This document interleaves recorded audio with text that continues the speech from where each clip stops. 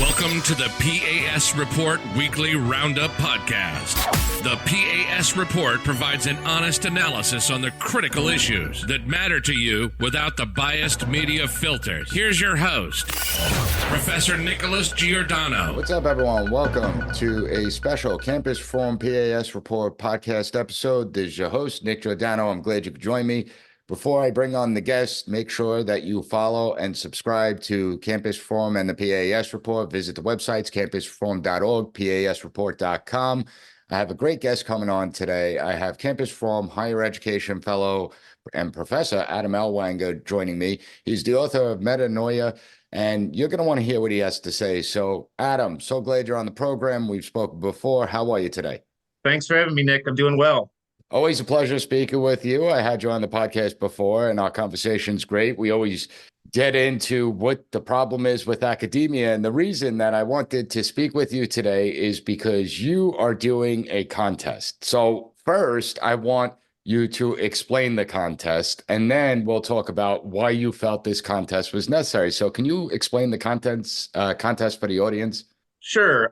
As a part of my work with the Peerless Review, which is a online publication for dissident scholarship in the humanities and social sciences, we're running a contest where you can prove me a plagiarist. There's $1,000 worth of cash prizes up for grabs, and for every documented instance of plagiarism that you can find in my work, that includes my scholarly work in peer-reviewed journals and any other sort of public published writing over the last 15 years.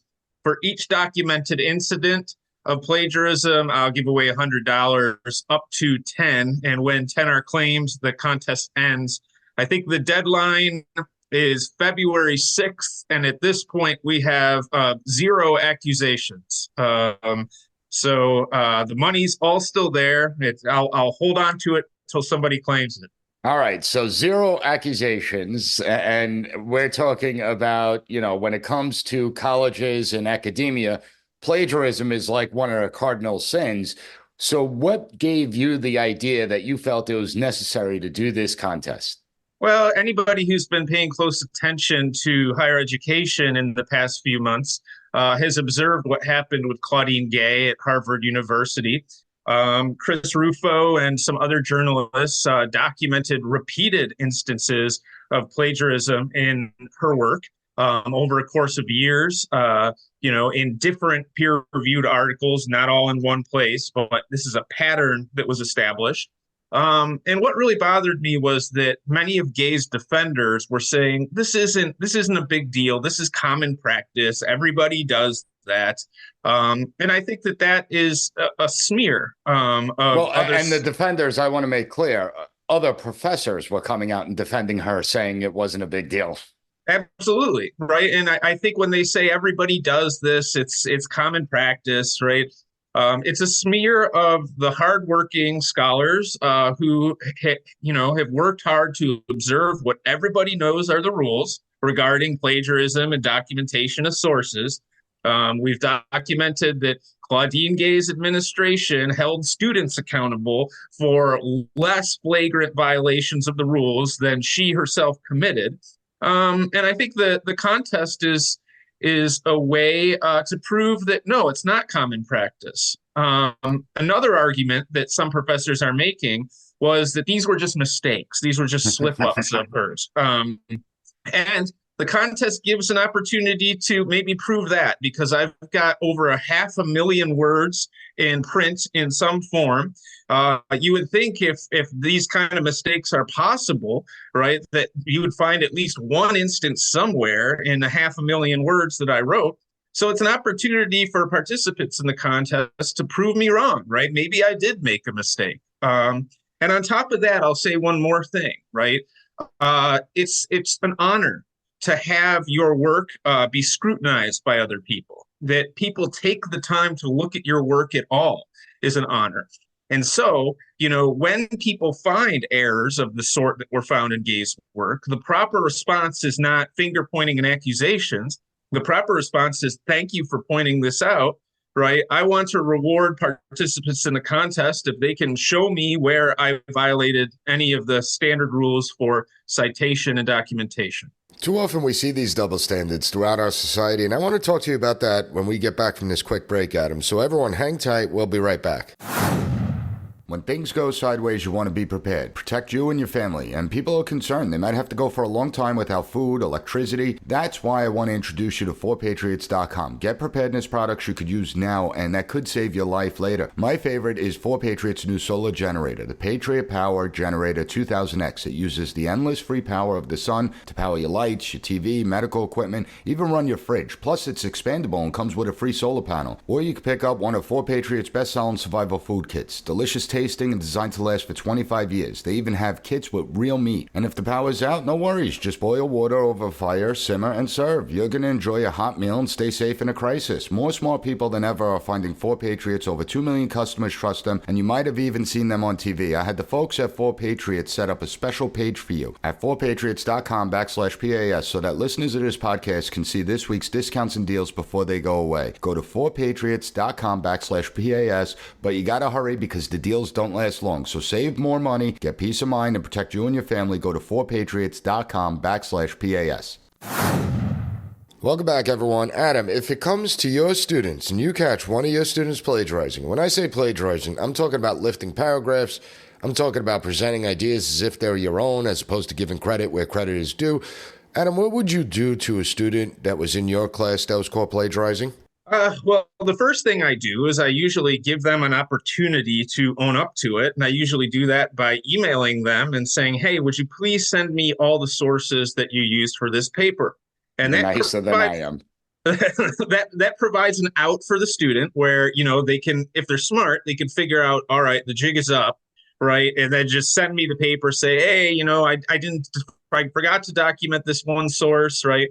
And then we can have a talk about plagiarism, and depending on the severity, determine the punishment.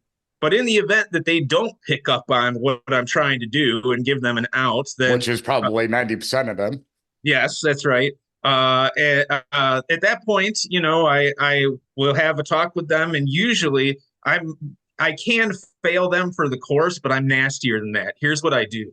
I give them a 0 on the assignment and tell them, but you can stay in the course. And what that does is ensures that even though they're probably going to fail the course because they received a 0 on assignment, they also get the extra time in working to make it more likely that they will pass the course on their next attempt. Yeah, well, I mean, listen, I have obviously plenty of students over the years, and when I hand out the research paper assignments, I'm constantly warning them that you can't plagiarize, that you can't take someone else's idea. Even if you're not directly quoting it, you still have to cite that idea. And listen, I mean, I tell my students, you have to do citations. It's amazing to me that they don't teach how to actually correctly cite information in the K through 12 system. That's disgraceful in and of itself. But here we're talking about a college president, someone who should be held at least to the same standards of the students, but I would argue that they should be held to higher standards than the student body, where if we're talking about someone getting caught at Harvard University plagiarizing, it could land them in an academic disciplinary hearing. They could face suspension, expulsion, depending on how many instances and what the severity was. Yet here we have a bunch of academics that came out to defend her. Not only that, she stepped down from the position of president. She still gets to go back into the classroom. So how can Claudine Gay be able to go back in the classroom and, if her students plagiarize, penalize them for doing exactly what she did? Well, it's unconscionable. I mean, and it's even more severe than you noted. Not only does she get to go back to the classroom, she keeps her salary as president of Harvard. That's almost $900,000, correct? That's right. That's close to your salary, right? In another universe, maybe. Right? Yeah, I think it's unconscionable. And what it does is it's really exposing just the rot in the institutions and the corruption of them. I think that one really great thing about this is that rather than start with kind of, lower profile academics, in this attempt to demonstrate the rot, Rufo and the other journalists who worked with him went to the tippy top right? The premier institution in higher education in the United States, arguably in the world, right? And not only that, they didn't go to that institution, they went to the top of that institution, right? And if we're seeing this kind of stuff at that level, it's true that we've got a problem throughout all the institutions, right? Now, I don't think that everybody's doing it, right? But I do think that people are looking the other way when some people are doing it. And part of what's going on here is the DEI stuff, and sort of hear no evil, speak no evil, see no evil. I think that there's failures, too many failures at every level here. It's not just Claudine Gay. It's the editors of the journals that she submitted those papers to either didn't pick up on it or looked the other way. It's the peer reviewers who either didn't pick up on it or looked the other way. And it's Gay's own colleagues when they awarded her tenure, right, when they reviewed her entire body of published work, either didn't pick up on it or looked the other way. And so what we're seeing is multiple failures at gatekeeping junctures, right? And precisely the purpose of peer review is to serve as a gatekeeping function, or so they tell us, right? That why we do peer review is to ensure that only quality research, only good research gets in the journals. Here we're seeing a case of routine plagiarism that's somehow making it through every one of these checkpoints. This is why I started the peerless review. I believe that we can publish quality academic work without the corrupted system of peer review. And the Gay incident has proven just how corrupted that system has become. It certainly has. And when you look at it, as you said, it goes through multiple hands. It's not like it's just, I'm putting this on a blog and I just throw it up there. This is going, multiple people reading these things. They're having committee meetings over whether or not it should be published. They discuss the pieces. And it's very difficult to get in these academic journals unless you subscribe to the groupthink mentality. I mean, if you write based on what the editor's political leanings are and ideological leanings, then the odds are you'll get published. And I think that this is a good case of that. But even more importantly, and I think it's something that hasn't really been reported. We reported at our campus reform, but you didn't really see it in the news. And I could understand that the news media isn't going to focus on it too much. But last year alone, 2023, over 10,000 academic articles and research works had to be retracted from the scholarly journals for plagiarism issue, for faulty research, for manipulation. What does that say about the entire academic profession? Well, it shows that much of what's going on is fraudulent. I think that we've got a screwed up system of promotion and tenure too, which incentivizes. I mean, most people have heard about publish or perish. If you tell somebody you must publish 6 articles in 6 years or else you're losing your job, right, then they're going to crank out something, right? It's not necessarily going to be quality research. And like you said, a lot of it is kind of very incestuous. It's if you're on board with kind of the pieties of secular woke leftism, right, and that's reflected in your work, then you'll find an outlet for it. But it's not because you wrote a compelling piece of research. It's because you're on the right team, right? So they'll push it forward. I think that this is, it's terrible, but the journals now kind of have the same paper written over and over and over. They all say the same thing. It's just in that sense, like the entire body of scholarship over especially the last 3 years is plagiarized because it's like they're all writing the same systemic racism paper in a million different ways. There's very little original research that's going on, and the stuff that is original is virtually unrecognizable to peer reviewers now because they see so little of it. The mindset at these journals is toxic, and if these journals want to maintain any semblance of credibility, they need to reform, and I want to talk to you about that when we get back from this quick break. Welcome back, everyone. So, Adam, and this is one of those only time will tell, but do you think that many of the editors at these journals are coming to a reflection or realization to see that the system and the process is broken, that they failed, and that they need to reform to make sure that only true scholarship gets into these journals? I mean, they need to start winning back credibility?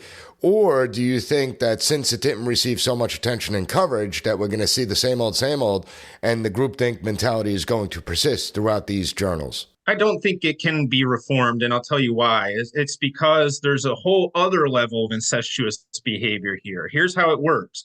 The government provides research funds, assigns that funding to researchers who will produce the results that they were really getting paid to produce. That research goes into the peer-reviewed journals, and the true function of the peer-reviewed journals these days is to serve as sort of media evidence, right? Peer-reviewed journals all say this, and so this must be true. And so it's really sort of a triangular sort of thing of corruption between government, media, and academia, that they're all kind of working to align the narrative. And that's really the ideological function of the journals now, is just to provide a prestige veneer for the right opinions. And I don't think that the government or the media is real eager to give up on that, so the journals won't be reformed. But there are alternatives. My journal, peerlessreview.org, is one. There is also researchers.one, which is publishing quality research without the peer review process online. So I think that the days of the peer-reviewed print journal are almost over, and what we'll see is a new system of academic publication arise. Let's hope that's the case. I mean, Eisenhower did warn about the grant funding to fund the nation's research, and the national scholars will be beholden to that government funding. And it's true. I mean, if I wanted to write a research article on limited government, well, getting a government grant for that would be very difficult. If I wanted to write an article regarding domestic terrorism and white supremacy, I guarantee you I'll get the grant relatively quickly. And it shows you the corruption within the system. What do you foresee for higher education going forward? I mean, higher education's in trouble. They've shown themselves that it's not really about academics, scholarship. It's not about merit anymore. It's all about this DEI ideology. It's all about towing a political line and political activism. We're seeing enrollment drop. We're seeing corporations reconsider four-year degrees requirements for positions. We're seeing small businesses move away from college degrees, states moving away from college degrees. What do you think is on the horizon for higher education in the next, 3 to 5 years and 10 years out? Do you think that it's a system that's going to collapse on itself and be reborn in another form? Or do you think that this is a system that will continue to chug along despite how corrupt it is? Hard to say. It's very difficult. I don't think that we'll see any kind of collapse before 10 years. I think that the existing system is, in some sense, too big to fail. I mean, if you think about how much space in this country is devoted to college campuses, how much that real estate is valued with as many buildings as there are, and to allow the bottom to fall out on the whole enterprise sort of begs the question of, well, what would happen to these places? What would happen to, the whole, system of academic labor? That said, and the towns and communities that it supports. That's right. But I do think that America's confidence in higher education as an institution has significantly waned. I think young men especially are turning away from the four-year college route, and I think that's a good thing. Can you explain why that is? I think that's such an important point that you just made. So can you take a second and explain it to the audience? Yeah, well, one of the reasons that I think young men are turning away is they're rightly realizing that they can get very lucrative employment without a college degree, whether that's in the trades or other areas. I mean, my cousin, who is a plumber, makes $10,000 more a year than I do. I have a PhD. I'm a full professor, tenured at a university, and a plumber makes more than I do, right? And he's not paying student loan debts. But the second reason that young men are turning away is because the system of higher education, the culture of higher education, has become quite feminized. and sort of masculine virtues that men want to see be rewarded for are not rewarded, right? That culture of contestation and agonism that sort of young men excel at is highly discouraged in these environments. And once you add in all of the therapeutic elements of sort of the softness of the institutional rhetoric, DEI, sensitivity training, all this stuff, it sort of runs counter to many of the impulses that young men feel, and it runs counter to their strengths. And I think that they are beginning to wake up to that. But as they leave the institution will become more and more feminized as female students outnumber the male ones. So it's kind of in a spiral of decline. I don't know. Do you think there's other reasons why men are staying away? Well, when you're bombarded with messaging of how toxic you are just for simply being a male or maybe being a white male, I think I know for myself, I won't want to pay tens of thousands of dollars to hear that I'm a horrible human being for something that's completely out of my control. So I think that is a large reason, and for the reasons that you stated. And it is important, though, that we have a higher education system. I mean, let's be honest here. Higher education is the hallmark of a nation's greatness. It depends on whether or not a civilization is going to advance or it's going to stay in the third world, maybe getting to developing status, but that's about it. Unfortunately, our higher education decline is well noted, including in the international rankings. And so to me, it signifies a decline of our nation and our nation's power overall. So we either reverse the trend or we continue down the spiral that you're talking about. I think at bottom, Alan Bloom talked in his famous book, The Closing of the American Mind, about how the university is supposed to be an elite institution in a democratic society, right? I think that what we're seeing is that our elite institutions can no longer countenance the idea of an elite institution. And so they're trying to democratize an institution that only functions when it has sort of elite values. And so what we get is like, why shouldn't, a third-rate graduate student rise up to be president of Harvard? Why shouldn't we have open admissions for campuses? Why shouldn't there be free education for all? If you democratize the institution, which depends on elite values, you're ruining it. And that's what we're seeing unfolding in real time. I think that's a spot-on analysis right there. Adam, I really enjoyed the conversation. Definitely want to have you back to keep it going. I want to thank you for joining me today, Adam. Thanks so much. It was great. Thank you for listening to the P.A.S. Report Weekly Roundup Podcast. Have a good one. Bye. Be sure to rate, share, and subscribe to the podcast so you'll never miss an episode. Also, visit PASreport.com and follow us on Twitter at PAS Report.